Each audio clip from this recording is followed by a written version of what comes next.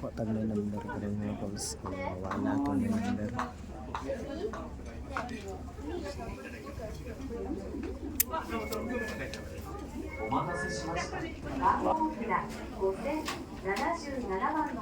Dosay, tayo na. Simbaga na tayo, may number. So update lang mga calls is dapat pala, pag nagpa-renew pala daw tayo is hindi tayo aabot sa expiration gawa ng magbabayad tayo ng SIM yan.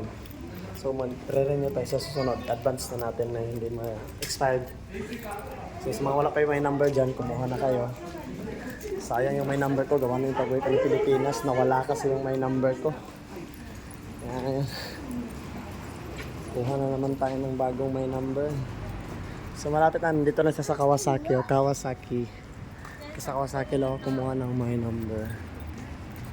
Tadaan! Jing-gang!